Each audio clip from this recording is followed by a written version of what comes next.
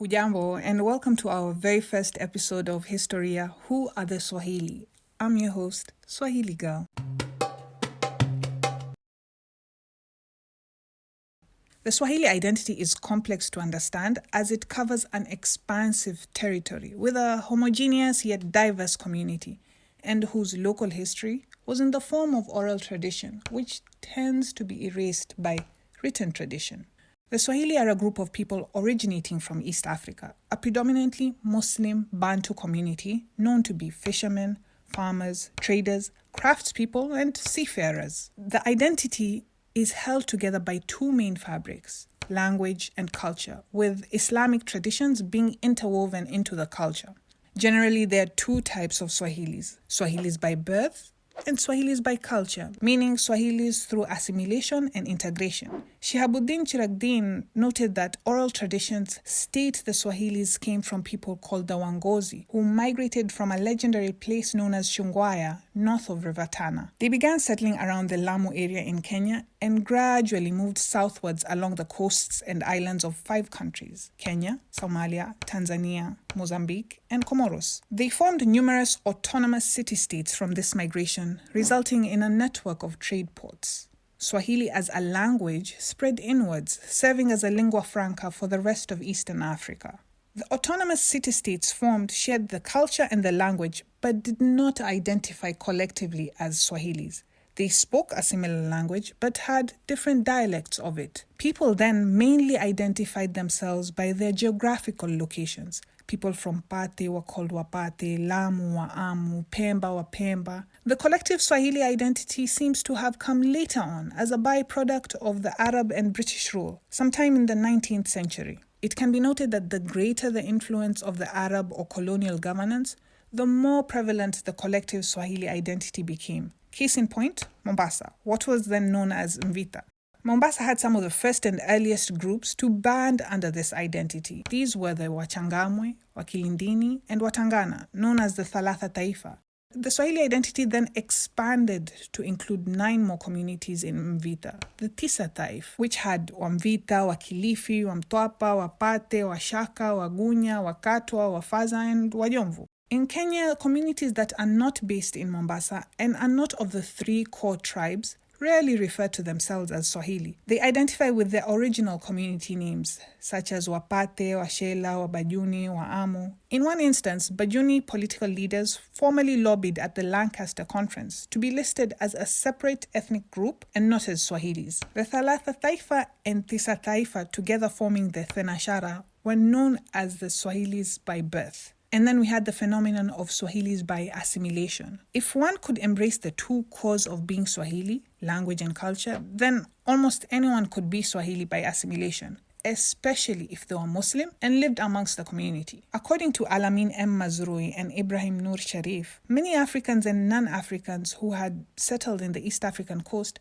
became acculturated into the Swahili identity without losing their otherness in the process. For example, Arabs, Baluchis, and Indians were known by their individual communities, but still form a part of the greater Swahili culture. They can be known as Swahilis, but still link back to their original cultures, a dual citizenship of some sort. The other type of assimilated Swahilis that we have are what Mazrui M. Mazrui called Swahilis by detribalization. These are the people who did not hold on to their otherness, like the Baluchis and the Indians and the Arabs. It's predominantly seen amongst people who converted to Islam and were ostracized from their communities. The estranged ended up associating with the Swahili community and becoming part of it. This was evident in urban Swahili settlements such as Majengo and Pumwani in Nairobi, where many Muslims, regardless of their tribe, began referring to themselves as Swahili. In Tanzania, Swahiliness by detribalization was a state project.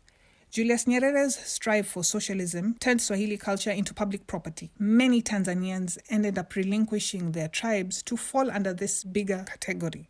An even earlier form of Swahilis by assimilation was witnessed in Zanzibar in the 19th century when slave trade was abolished. Former slaves redefined themselves as Swahilis because freeborns at that time were Swahilis. So the term Swahili became a euphemism for ex-slave. There is a confusion in the Swahili identity, which was peddled by foreigners such as the Christian missionaries, the colonial government, and modern scholars, and also by Kenya's post-colonial government. This was done through policies, legislation, and misinformed research and syllabi. Until the 20th century, most of what was documented by foreigners did not acknowledge the Swahili as a primarily African community. Early scholars like Edward Steer, Jan Nappert, and even the Encyclopedia Britannica of 1911 insisted that Swahilis were half-castes of African slaves and Arab traders.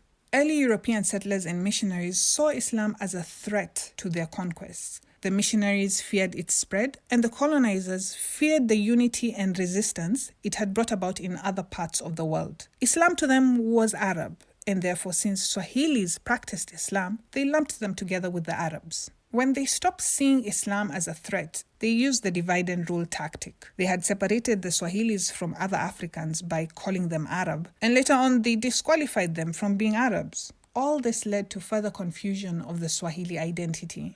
According to Mazrui and Sharif, the Arabization of the Swahili has resulted in the Swahili becoming people dispossessed of their identity, history, and economic and political rights. Even in explaining the root of the word Swahili, the Arab origin has been favored more than the African one. Many have stated Swahili comes from the word Sahil, meaning coast in Arabic. And yet the possibility of the word having an African origin is rarely heard of. So most Swahilis lived on islands, and the theory is that they may have been referring to themselves as Wa Siwahili, the people of this island. The word Swahili could have come from the phrase Siwahili, meaning this island. Newer generations of people who would qualify to be Swahilis by birth are grasping onto foreign links and letting go of their African roots. And those who can be Swahili by assimilation have distanced themselves from the community. This is something that can be traced back to a colonial law in Kenya that guaranteed those who are non-natives would receive better treatment and pay less taxes than Swahilis and other natives. We tend to fight to hold on to the better passport, right? Frederick Johnson, the man who wrote the first standard Swahili English dictionary,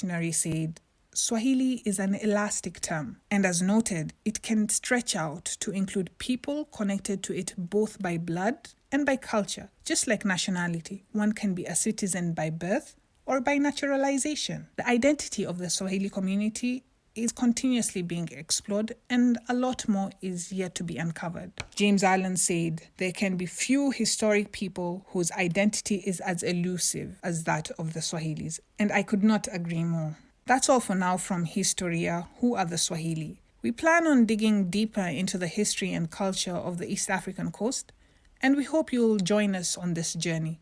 Thank you for all those who made this possible, and feel free to comment, clarify, or ask questions in the comment section below. We're all in this learning and unlearning process together. Bye.